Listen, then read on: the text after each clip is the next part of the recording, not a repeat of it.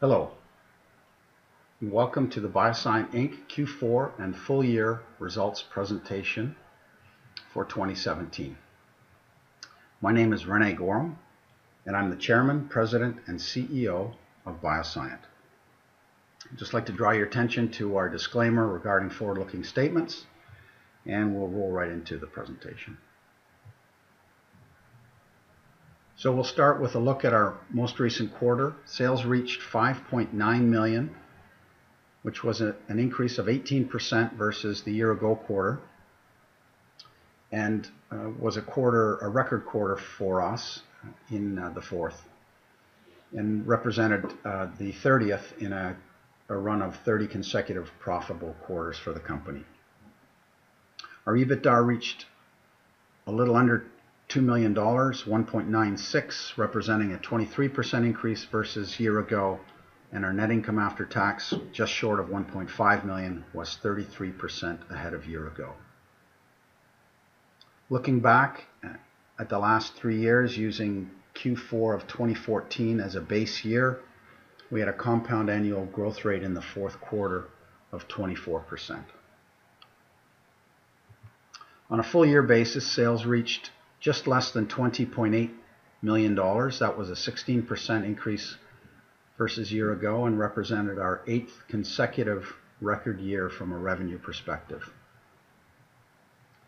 Once again, looking back over the last 3 years, using 2014 as a base year, our compound annual growth rate on an annual basis was 19%.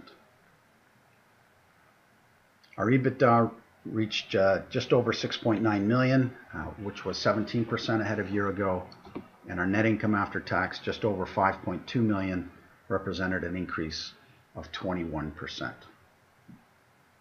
Looking just at our pharmaceutical business over the last 20 quarters, you can see the progression of the business, culminating with a quarter of $5.8 million in this most recently ended quarter.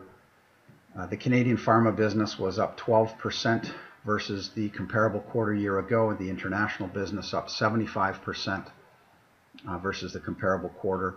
I've spoken about this before. The international business is certainly more lumpy than our business here in Canada, where we're shipping to 40 distribution points that are supplying hospitals and pharmacies across Canada. We're typically shipping internationally to partners that are buying anywhere from 3 to 6 months supply.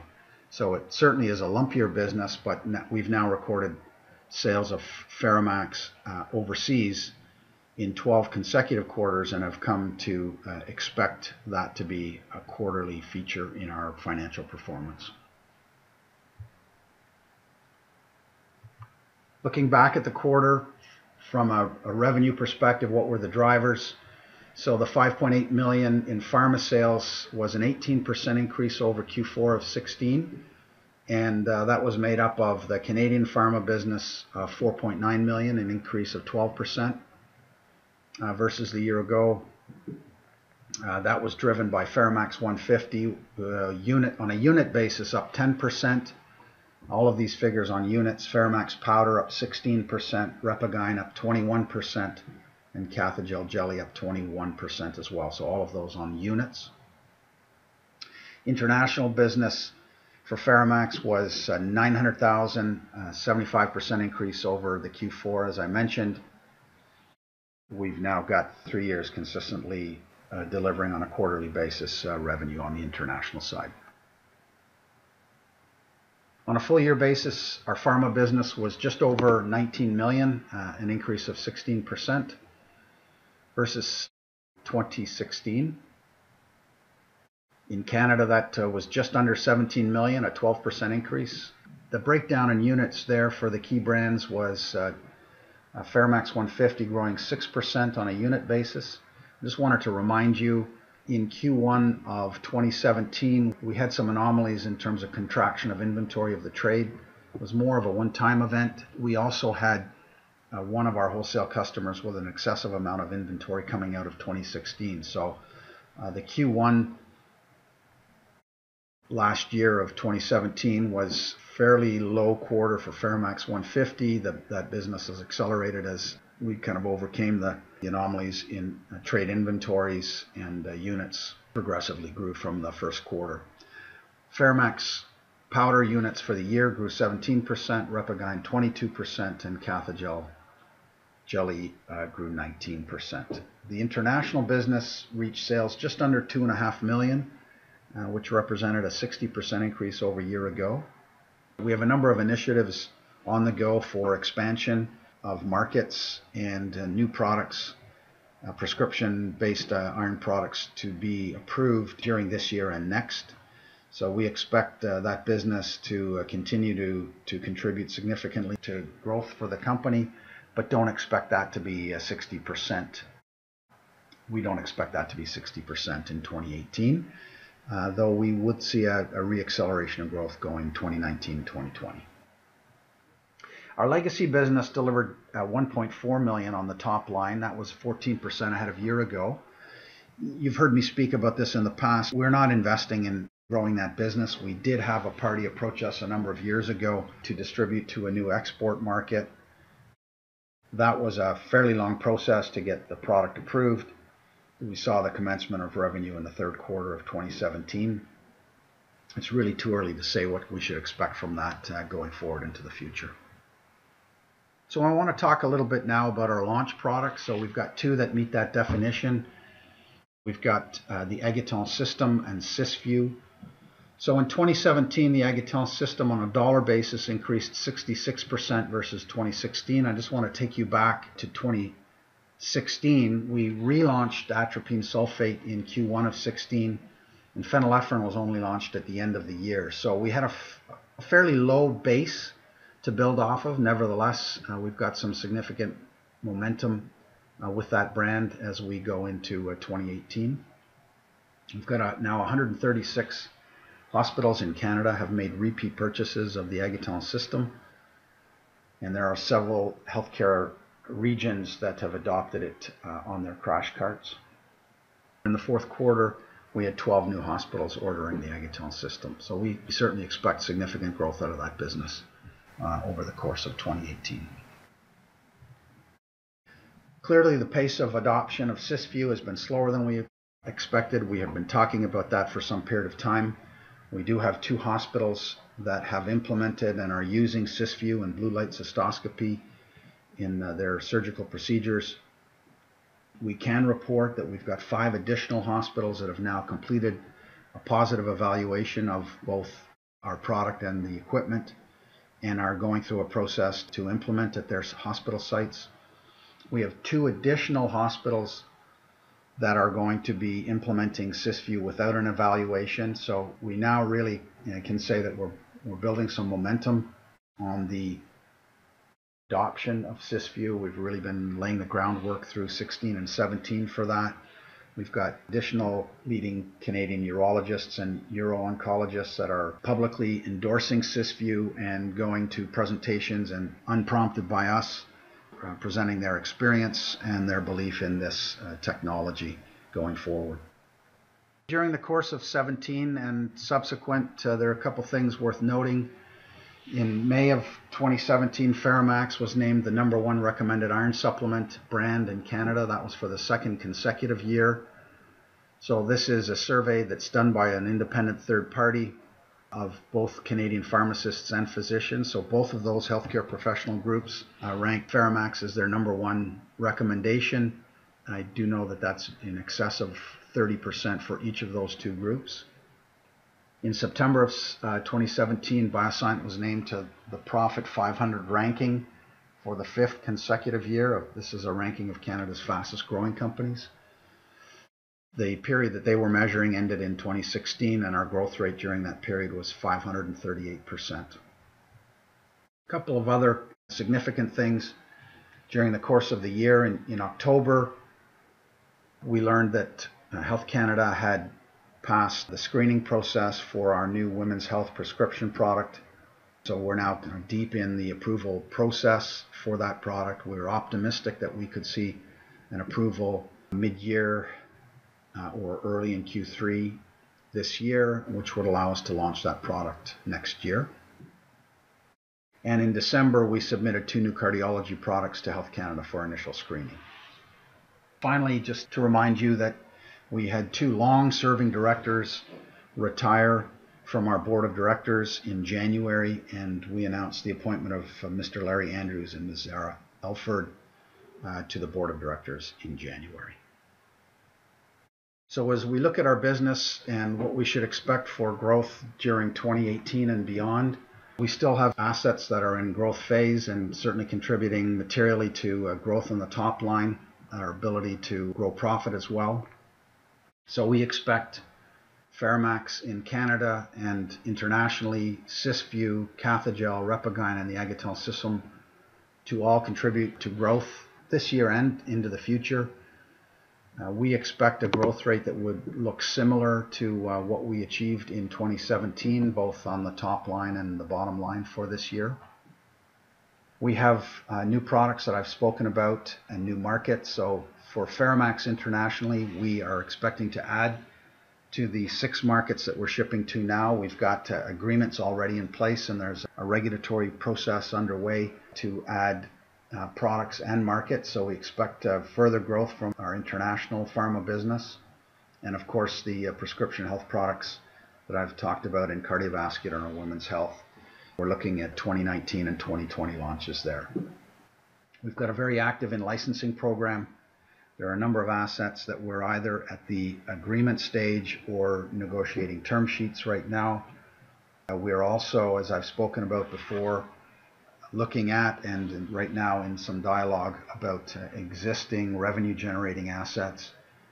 There's nothing imminent there. These things tend to take some time, and even when they take time, there's no assurance that something will get done, but we certainly are looking at and in discussion about acquisition of assets that are already in the market and would be immediately revenue generating after closing an acquisition. So as we've done in the past, a quick snapshot of our balance sheet. So our working capital grew to just over 20 million on December 31st of 17. That was up 32% from the year ago. Working capital, our cash and short-term investments grew to 19.3 million. That was up 41%. As you've been accustomed to us talking about our leverage or debt situation, we have no long-term or short-term debt on the balance sheet at the moment. Taking a little bit of a deeper dive at our cash generation. December 31st cash balance is correct, but it's a full year cash generation. Our cash reached 19.3 million, as I've indicated. That was up 5.6 million from 2016. 2016 likewise represented 41% growth from the previous year, cash generation of $4 million. So we've seen a strong ability for us to convert our profit in the business to cash. And, the question that I do get from time to time from existing shareholders is what our intentions are with our growing cash position in the business. So as I've mentioned, we're actively looking at new product acquisition opportunities. We've talked for a while about products that we've got going through a regulatory process. So our cash position representing greater than 90% of our top line in 2017 is a very strong balance sheet relative to our business. But for the pharma business, it's not excessive. We need to be patient about the right opportunity at the right time and maintain our discipline around what we're willing to pay for assets. The other thing to keep in mind is that we'll be launching products that will require some additional working capital over 2019 and 2020. The initiatives that we've got in our in-licensing pipeline, there are a number of products there that would require pre-revenue investing. So we're feeling good about our position on the balance sheet with respect to cash and our ability to generate cash. And we are actively looking at the appropriate ways to deploy that capital to maintain a strong growth rate as we go forward in the business. Part of that story is keeping an eye on our return on equity. In 2017, that number was 27% return on equity. Obviously, if you net out cash, it would be significantly higher. We certainly don't need all the cash that we have on our balance sheet today to run our business. I've spoken now about some of the things that we're looking at as ways to deploy that capital. Long term, as we think about our business going forward, Long term, we think we've set an internal objective that we would like to see our return on equity never be below 20% on a rolling 2-year basis. So we're very comfortable that we'll be above that figure over the next couple of years. And there are a number of initiatives that are underway now that will see us deploy capital over time. We certainly believe that we can meet our own internal objectives. Taking a look at our earnings per share. So in the quarter, we reached 10 cents per share. That was up 25% from 8 cents in Q4 of 2016. For the full year, we reached 36 cents, which was a 20% growth from 30 cents in 2016. So kind of pulling all of these top line growth and earnings growth things together to kind of look at what we've done over the last 5 years with the business. Looking at 2012 as a base year, and then looking at the 5 years ending 2017, you can see the top line grew 4 times. Our marketed products grew by 4 times. Our net income before tax grew by almost 5 times. We measure here net income before tax because our net income line is not a like-to-like when you're comparing 2012 to 2017, because in 2012 we had the benefit of net operating losses. Our cash generation has accelerated from 1.3 million now to 5.6 in the most recent year, and our cash position obviously has grown significantly. We've run the business during that whole period of time without any debt, and that's not to say that we would never take on debt, but certainly we haven't required it, and if we ever did take on debt, it would be in a very conservative fashion. So our fully diluted share count hasn't changed much over this period of time. It's up 1.1%, and all of that kind of filters through to our diluted EPS of 36 cents in 2017. It was 11 cents in 2012, so an increase of 3.3. So I just want to bring you back now to what I mentioned before about 2012 not being a fully taxed year. So obviously now we're paying full tax. In 2012, I don't believe we expensed any tax. So the EPS number is not quite comparing apples to apples. And of note, the last equity financing that we undertook was in 2002. So just the quick recap of our stock information.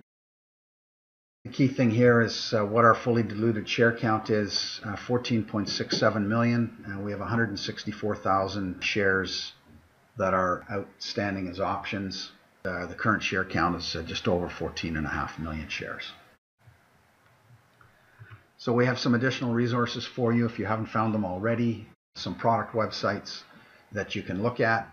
I just wanted to finish the presentation just to tell you about how excited we are about our business, not just in 2018, but going forward. We've got a growing team of people here at BioSyent that are working really hard to drive growth and continue to lay the platform for a long-term view of our business and a long-term growth rate both on the top and bottom line. And we're as excited today as we ever have been. The pharmaceutical business is not without its challenges. We're fighting those challenges daily, weekly, monthly, quarterly. Taking a look over kind of a long period of time, we're very comfortable with where we are and optimistic about what we're going to achieve. So we thank you for your interest in our company and your support, and we look forward to telling you about how we're doing against our own internal objectives. Thanks.